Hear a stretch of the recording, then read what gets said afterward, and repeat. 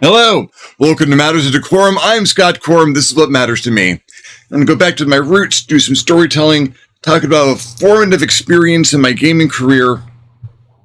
Not a big one, just something that really brought home a couple of skills I was going to need to develop. Back in the halcyon days of the Strategicon conventions, pre-Magic the Gathering, back when the open gaming room at Strategicons were a big room where people could sit down at tables and play whatever game, and people were looking for role-playing games, and maybe 33 to 50% of the room was people trying new RPGs or getting together and having games that they'd only do at the cons. All of which went out the window when collectible card games became a thing. But there's a flea market at the conventions, and I am when the late 90s, mid 90s, early 90s. I was still a confirmed bachelor at the time, and flea market tables where people could bring their old gaming stuff or things they had lying around they wanted to get off their hands and get a few bucks for. You could get a flea market table and sell some stuff. Someone sold a boxed set of the TSR's Marvel role-playing game, the old Phaser Rip system, which I had played it before, like once for a couple of weeks with my group in St. Louis, but it was years before this. It had been over a decade since I'd played the thing. And I had never run it. I just played, kind of, and in that kind of what do I do next kind of gaming experience. So, and it was all of the books, some of the advanced stuff too. So I picked this up, and it was like maybe $5 for the entire box set. It had been used, well loved, little threadbare, but it was functional. A good set of books, maps, counters, all the counters. It was really nice. Still have it here someplace. And I go back to this table where a bunch of the guys that were hanging around had kind of congregated to one table, me included, looking for the next game we were going to play, see who wanted to run something and who got to play. It was up in the air. A whole bunch of new stuff was coming out that year. Rifts hadn't been out for that long. You could always find someone to run some Cyberpunk. Plenty of D&D lying around. I have my Toon books with me at the time. I was thinking I might throw some of that later on that evening. But I get back to this table with this box set of, oh yeah, I love this game. And everyone's like, well, you got to run it. I have not seen this game system for over a decade. I have never run it. I did not remember the mechanics at all because I hadn't really learned the mechanics when I was playing it before.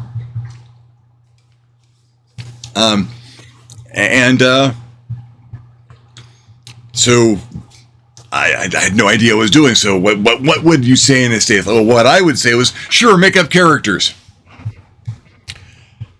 So I figured while they were making up characters, I could flip through the book, get an idea of what's going on, and see what I could put together to run for a little while.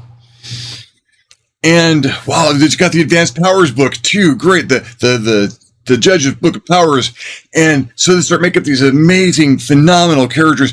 You can make up tremendous characters with that system. I've made up a bunch of really good ones myself. Some very memorable characters. The Powers section is incredible, and the character generation is still to this day one of the best superhero games you're going to get. It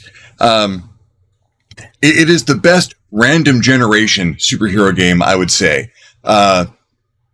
If I was going to go, my bookend superhero games, if I'm going to run that genre, if I want to do a point build, purpose build character, something I am building from scratch from the ground up, first edition Mutants and Masterminds, right there in my hand. Let's go. If I want to roll something up that is going to be a cohesive, meaningful character that I can use with the rules in a seamless fashion, it is good old-fashioned TSR Marvel superheroes with a good old Phaser Rip system.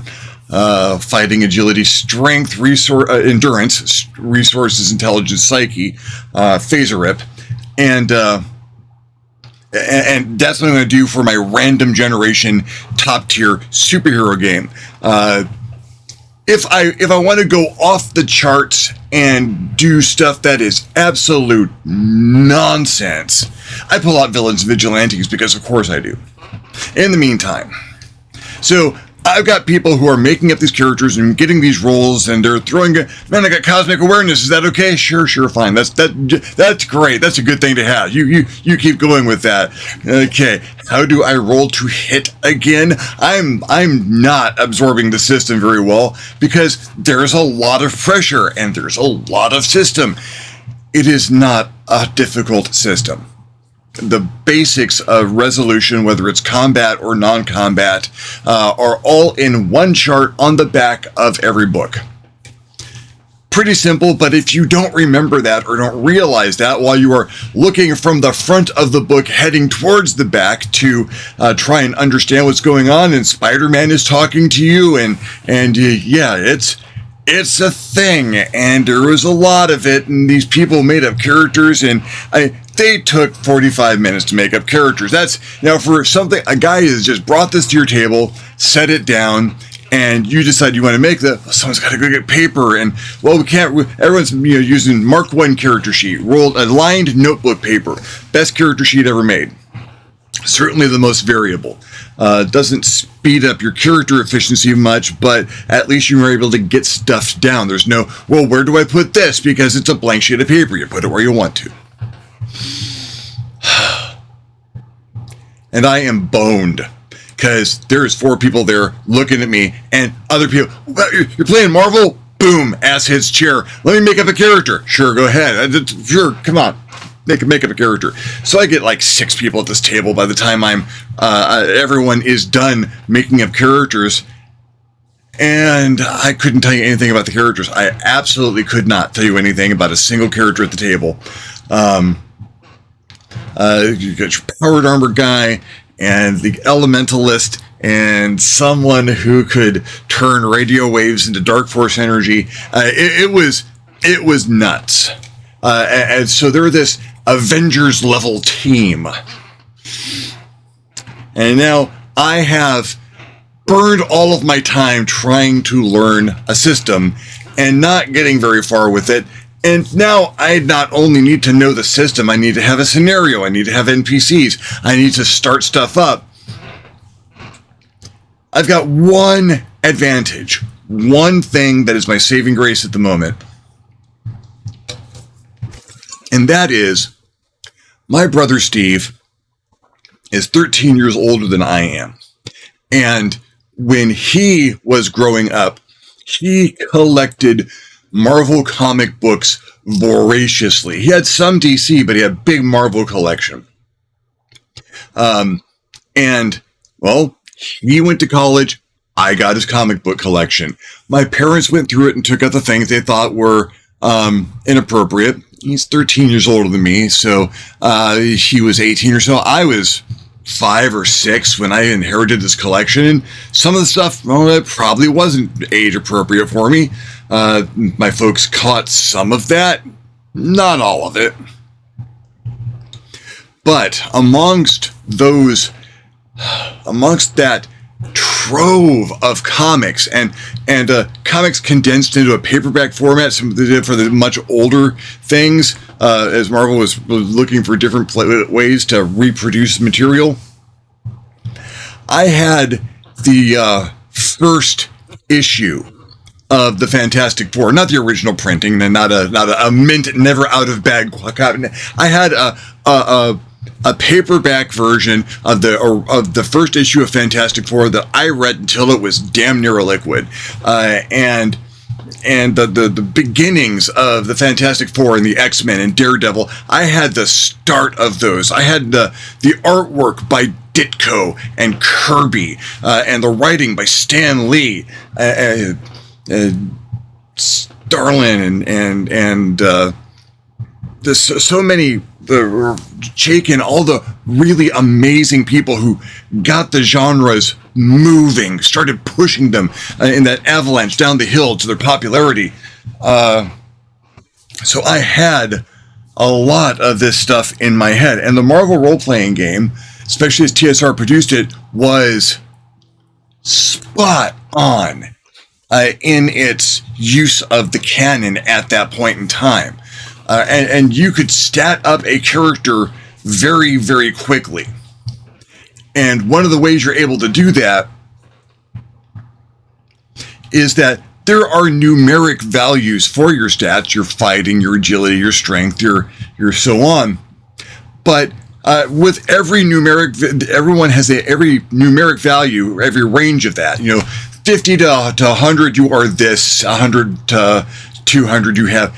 But those ranks were adjectives. You're good or amazing or remarkable or incredible. And those adjectives are the ones that they often use to describe the heroes. It's the amazing Spider-Man. It's the incredible Iron Man. Or the incredible Hulk. So you could put a value to a character pretty quickly. I didn't have time. I had a very general sense of this. I was weak on resolution. I was weak on just the content of I had the lore, I have the content, I have the names and identities and general abilities of a bunch of NPCs because I know Marvel. Well, I know early Marvel. And it hits me in a flash. Your team is out on patrol, just enjoying the city. You're in Los Angeles, because we all know Los Angeles. Do a local game. You're a West Coast version of the Avengers, long before there was ever a West Coast Avengers. I did an Avengers Los Angeles, and so that's what these folks. They're in the city, just low-key looking around, making sure that everything was okay. And there's a commotion. You got to go for the commotion. And what comes out of the commotion, except this spindly guy, green skin, wearing a purple outfit. One of his hands is in the shape of a pistol, a revolver, maybe comically oversized. His other hand clutches a canvas sack, a big canvas sack with a dollar sign on the side, the kind you'd see people taking out of banks in old cartoons. His head is elongated and pointed on top and bottom. If you are familiar with Marvel Comics, as a number of people at my table were, you will recognize a description of the Impossible Man. This was the best thing I've ever done at a gaming table under those conditions. For those of you unfamiliar, the Impossible Man was a Fantastic Four villain, one of their first, created by Jack Kirby, I believe. He is a member of a race called the Pop-Upians, who grew up, their race grew on a planet that was amazingly unstable and tremendously dangerous. As such, the dominant life form, the Pop-Upians, had developed the ability to self-evolve as necessary. They could become whatever they needed to be to survive a given circumstance in a moment with a pop, hence Pop-Upians. Not only couldn't they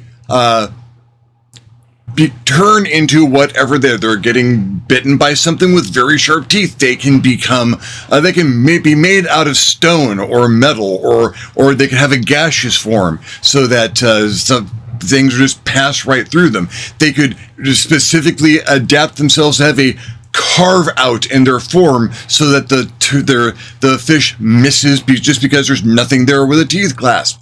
They have an infinite possibilities for what they can become. More, if something actually manages to catch them unawares, or something does so much trauma to them that they do in fact expire, their body and evolutionary process is so advanced that they immediately, without having to think about it, evolve to a form that would have survived that and continue to exist. They're pretty much impossible to kill, to harm, much less kill. The problem with the Impossible Man, the member of the Papapian race who traveled to Earth, why did he travel to Earth? Because he was bored.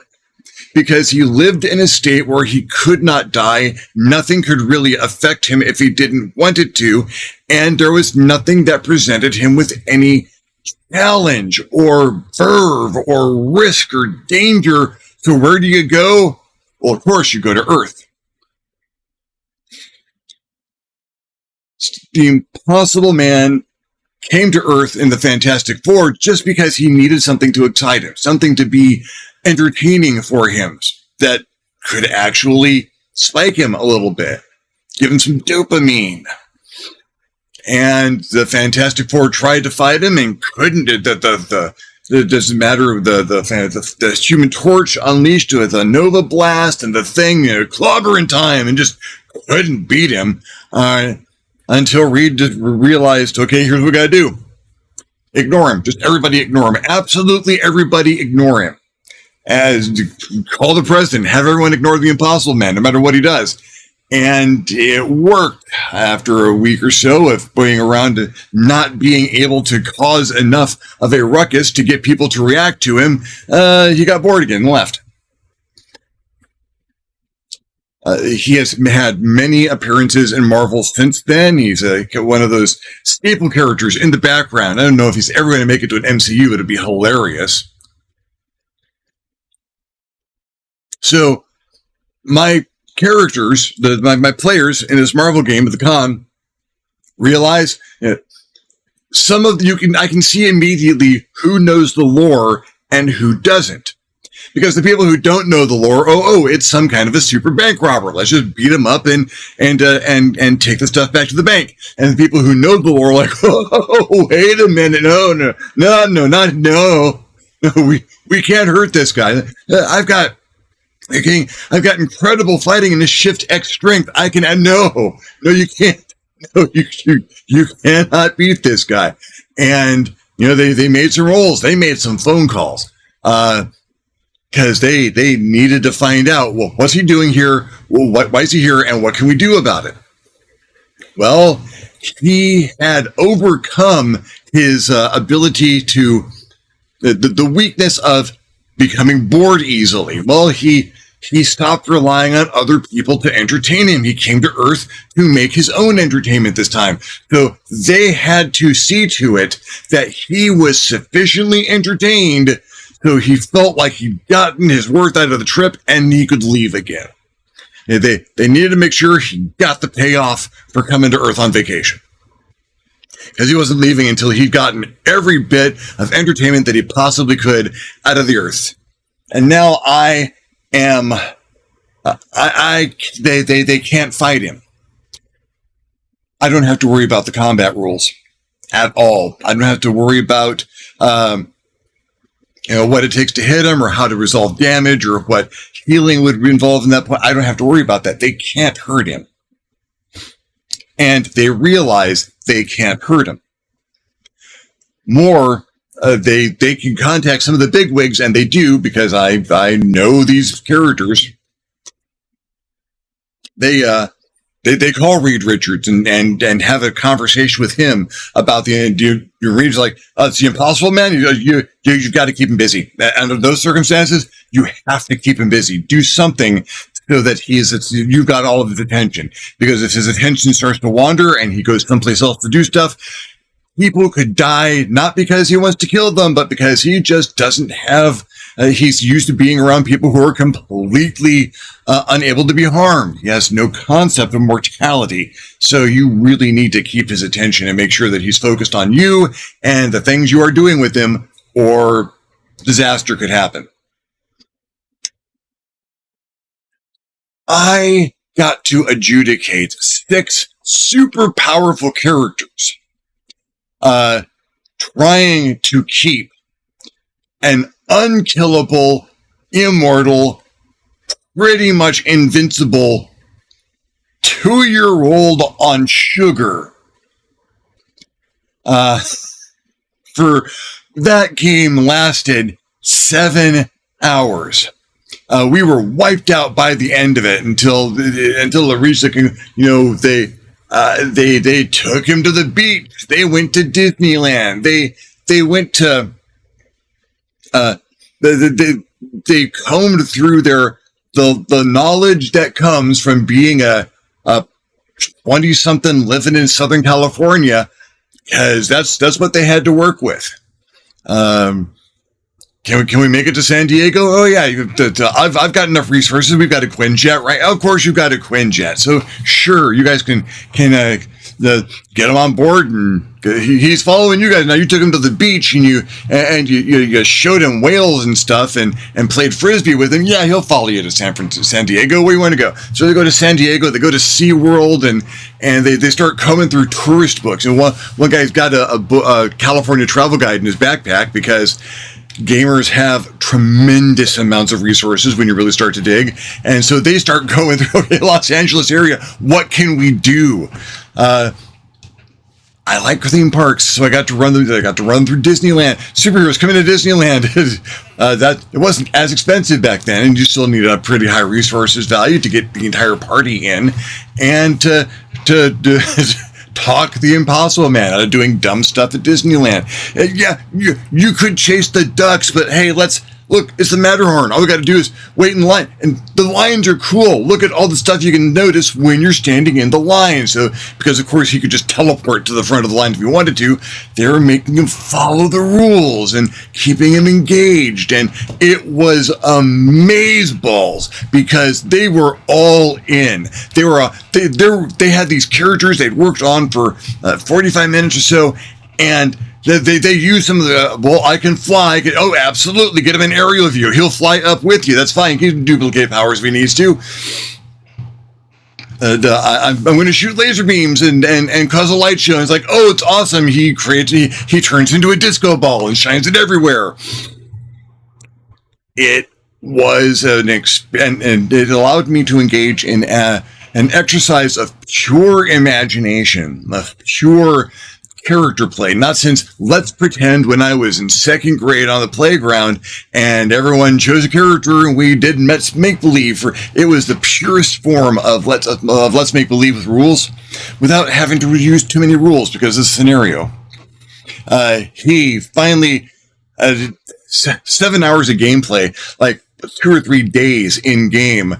And the characters are exhausted and hungry because they're following around this guy who doesn't need to sleep or eat. But they've got to keep his attention the total time. They're worn out. And finally, after the last thing they did, he just yawns and pats his full tummy, stuffed full of everything you shouldn't eat at a circus, to which he overindulged in completely because he could, because Impossible Man. And says, thanks guys, it was great. I'll look you up the next time I'm on vacation. Turns into a spaceship and flies back home. And there was applause, and there is over preparing for games, which I've done quite a lot of. At that point in time, I was an over preparing GM. When I was running a game, I usually would have to generate all my NPCs and write out maps and have my backstory and have a really good idea what's going on. Even if like 30% of that or 80% of it never got used in game, I did the prep work, so I've got it handy. You can have everything lined up like that, or you can have nothing set in stone, but lore and a few concepts that you have saved up, things from your own experience or from stories that you've heard, and be ready to throw those as though you had prepped. And that was the game that kind of decided me I could study those skills. I had studied a lot of those skills. I'd done team improvisation in high school. I'd studied in extemporaneous storytelling in college, along with oral interpretation and 50 versions of speech and acting. So, and a lot of that was come up with a story and sell it to us. So I had the training to do that. I just had never had the realization that it was that possible. So the Impossible Man showed me some possibilities. And that's pretty much the next con. There's a few months later, I started running games, volunteering to run games at the con, and I did those on minimal prep. I showed up with characters for people to play, and a title for the game, and an opening sentence, and then I kind of let it go. And it took a few conventions to get those skills down, but that Marvel game off of the Flea Table box set, when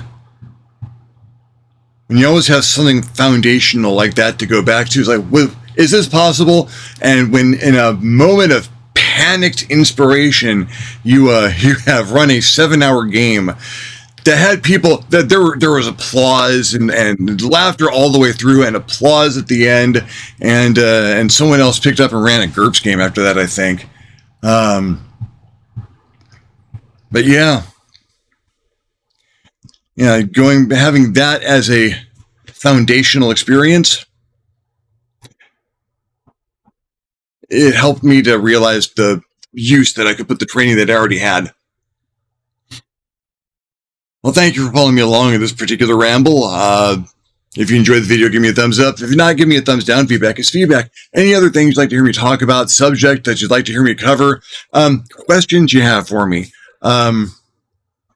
If you'd like to try and guess which VTuber markets the flavor of gamer subs I'm consuming today, leave me a comment down below. I will love getting your comment. You'll love leaving me one. If you haven't subscribed to my channel yet, why not? My channel is awesome. Go ahead and hit the subscribe button. If you do, you might also want to hit the little notification bell so you're alerted when my videos become available. If you would like to contribute to the channel in a more meaningful manner, I would invite you to hit me up at my Patreon page, www.patreon.com/ScottCorum. Consider donating. Absolutely anything helps. It allows me to make better videos more often. In the meantime, thank you very much for watching. I'm Scott Corum. This is What Does Matter to Me. I'll see you next time with the next Matters of DeCorum.